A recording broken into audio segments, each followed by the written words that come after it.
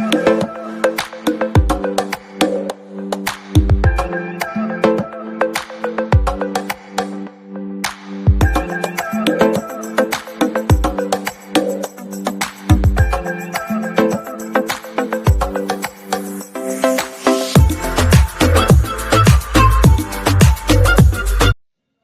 guys, welcome back to my channel. இன்னைக்கு இந்த வீடியோல நம்ம வெஜிடபிள் சாப்பரோட டெமோ ப்ளஸ் ரிவ்யூ தான் பார்க்க போறோம்.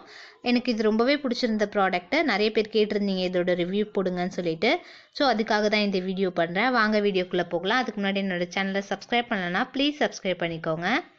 இந்த சாப்பர் பார்த்தீங்கன்னா நான் ஃப்ளிப்கார்ட்டில் ஆர்டர் பண்ணி வாங்கினேன்.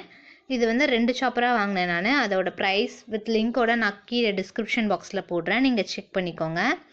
ரொம்பவே யூஸ்ஃபுல்லாக இருக்குது. எனக்கு ரொம்பவே பிடிச்சிருக்கு. ஈஸியாகவும் இருக்குது, இது ஹேண்டியாகவும் இருக்குது. அதே மாதிரி வாங்க ஒரு வெஜிடபிள்ஸாக கட் பண்ணி பார்க்கலாம். ஃபஸ்ட்டு பீன்ஸ் எடுத்துக்கிறேன். எப்பயும் போல் நம்ம கட் பண்ணும்போது சைடு கட் பண்ணுவோம்ல, அதெல்லாம் கட் பண்ணி எடுத்துக்கோங்க நைஃப் வச்சு. கட் பண்ணிவிட்டு இந்த மாதிரி உள்ளே இன்சர்ட் பண்ணிவிட்டு நம்ம ஸ்டாப்லர் எப்படி பண்ணுவோமோ அந்த மாதிரி லைட்டாக ப்ரெஸ் பண்ணாலே போதுங்க. ஈஸியாக வந்துடுது. கொஞ்சம் நிறைய காய் வச்சோம், இப்போ 3-4 காய் வச்சோன்னா கொஞ்சம் ப்ரெஷர் அதிகமாக கொடுக்கணும். இதே பார்த்திங்கன்னா சிங்கிளாக வச்சோன்னா ரொம்பவே ஈஸியாக இருக்குது, கட் பண்ணுறதே தெரியல. இந்த மாதிரி குட்டியாக வந்துடுது. ரொம்பவே டைம் சேவிங்காக இருக்குது. எனக்கு இது ரொம்பவே பிடிச்சிருக்கு. நான் இதான் இப்போலாம் யூஸ் பண்ணுறேன்.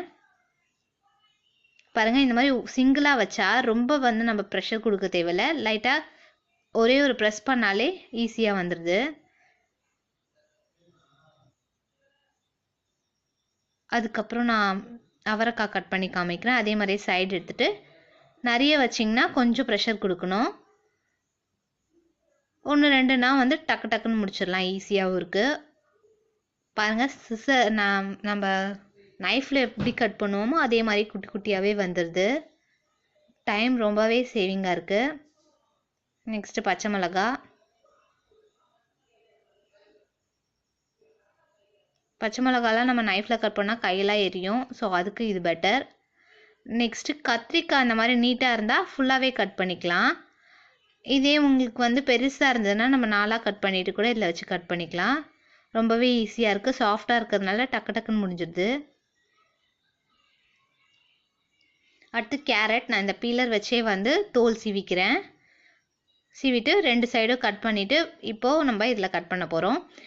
இதே மாதிரி பார்த்தீங்கன்னா கேரட் ரொம்ப பெருசாக இருந்தால் கொஞ்சம் ப்ரெஷர் கொடுக்கணும். இது நீங்கள் பொரியலுக்கு செய்கிறீங்க அப்படின்னா நல்லா மெலிசாக கட் பண்ணிவிட்டு அதுக்கப்புறம் இதில் வச்சு கட் பண்ணிங்கன்னா ரொம்பவே ஈஸியாக வந்துடுது. நான் பீட்ரூட் கட் பண்ணி காமிக்கிறேன் பாருங்கள் லாஸ்ட்டில். இந்த மாதிரி 2ஆக கூட கட் பண்ணிவிட்டு நீங்கள் ப்ரெஷர் கொடுத்தீங்கன்னா ஈஸியாக வந்துடுது. கொஞ்சம் இதில் என்ன ப்ராப்ளம் அப்படின்னா நம்ம கட் பண்ணும்போது வெளியிலலாம் செதறி போயிடுது. ஸோ அதுதான் ஒரு ப்ராப்ளம். ஸோ நீங்கள் என்ன பண்ணுங்கள், ஒரு கிண்ணத்துலேயோ இல்லை பவுல்லையோ வச்சு கட் பண்ணிங்கன்னா ஸோ அதுக்குள்ளே விழும். நெக்ஸ்ட்டு பூண்டு. இப்போ வெண்டைக்காய் அதே மாதிரி 2 சைடும் கட் பண்ணிவிடுங்க. கட் பண்ணிவிட்டு வெண்டைக்காயெலாம் ரொம்பவே ஈஸியாக வந்துருச்சு, சாஃப்டாக இருக்கிறதுனால டக்குன்னு.